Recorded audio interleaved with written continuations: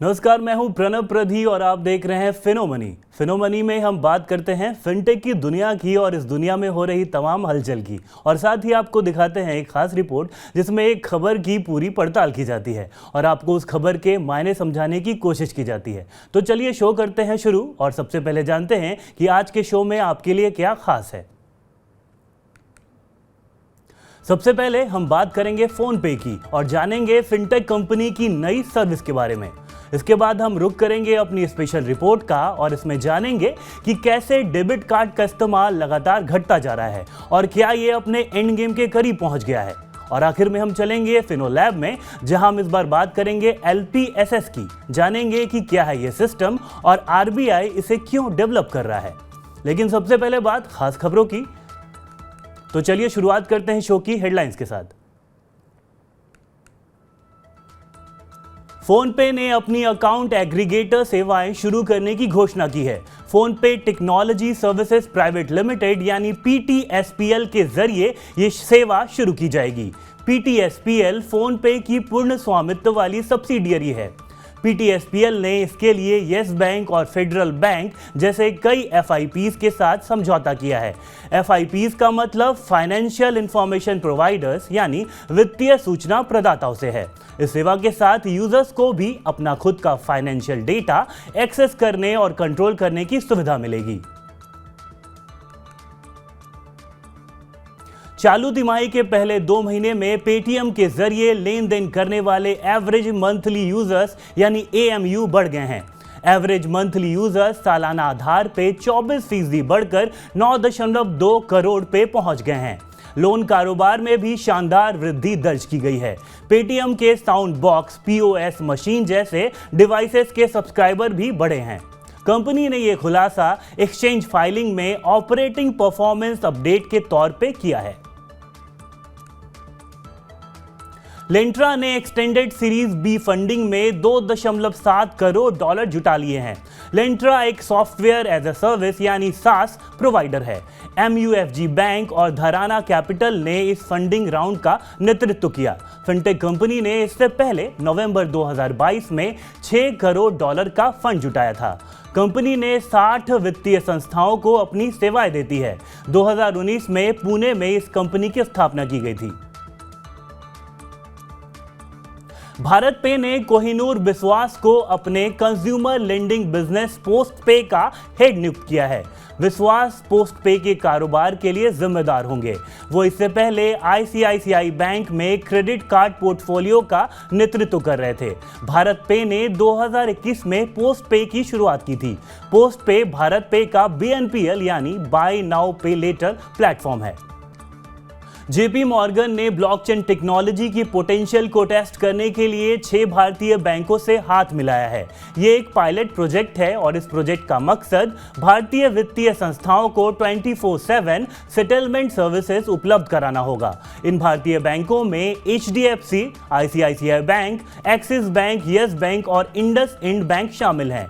JP Morgan financial services से जुड़े solutions उपलब्ध कराती है।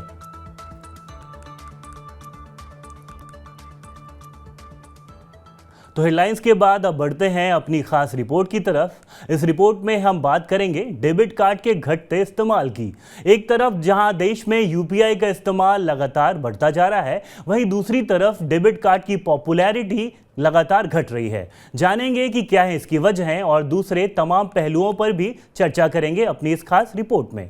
तो चलिए देखते हैं क्या है हमारी स्पेशल रिपोर्ट में। पिछले कुछ वर्षों से डेबिट कार्ड का इस्तेमाल लगातार घटता जा रहा है। खासकर कोविड के बाद से ऐसा हो रहा है और इसकी एकमात्र वजह है UPI। बैंक शिकायत कर रहे हैं कि उनका डेबिट कार्ड का कस्टमर UPI की तरफ चला गया है और इससे उनकी कमाई पे असर पड़ा है। उन्हें पेमेंट एग्रीगेटर्स और वीजा, मास्टर कार्ड से जो भी पैसे मिलते थे वे बंद होने लगे हैं। कोविड के दौरान लोगों ने कॉन्टैक्टलेस पेमेंट मेथड का इस्तेमाल करना शुरू किया। रिजर्व बैंक और national payments corporation of India यानी NPCI के मुताबिक वित्त वर्ष 2022-23 में जहां डेबिट कार्ड से कुल 7200 अरब रुपए का ट्रांजैक्शन हुआ, वहीं UPI के मामले में ट्रांजैक्शन वैल्यू 1,39,200 अरब रुपए थी।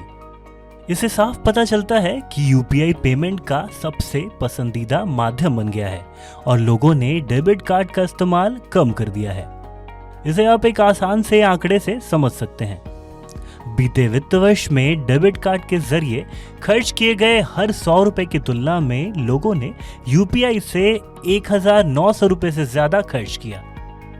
ट्रांजैक्शन वॉल्यूम के लिहाज से देखें तो पिछले कुछ वर्षों में डेबिट कार्ड से होने वाले ट्रांजैक्शन की संख्या में लगातार कमी आई है। जहां वित्त वर्ष 2020-21 में ये संख्या 4 अरब थी, 2021-22 में ये घटकर 3.9 अरब और 2022-23 में 3.4 अरब हो गई। इसके उलट वित्त वर्ष 2022-23 में यूपीआई से 83.8 अरब ट्रांजैक्शन हुए। यहाँ एक और आंकड़ा गौर करने लायक है। एसबीआई की इको रिसर्च रिपोर्ट के मुताबिक पहले जहां व्यक्ति एक साल में औसतन 16 बार एटीएम जाता था, अब वह केवल 8 बार ही एटीएम का इस्तेमाल कर रहा है। कंसल्टिंग कंपनी पीडब्ल्यूसी इंडिया की एक रिपोर्ट के मुताबिक 2026-27 तक देश में यूपीआई के जरिए हर दिन 1 अरब ट्रांजैक्शन होंगे। उसका यह भी कहना है कि यूपीआई ट्रांजैक्शंस में वृद्धि के साथ 2026-27 तक कुल डिजिटल ट्रांजैक्शन में इसकी हिस्सेदारी बढ़कर 90% तक हो जाएगी। वित्त वर्ष 2022-23 में यह हिस्सेदारी 75% रही थी।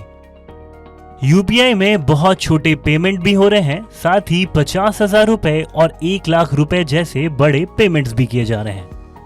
स्मार्टफोन के बढ़ते इस्तेमाल से यूपीआई पेमेंट को बढ़ावा मिला है।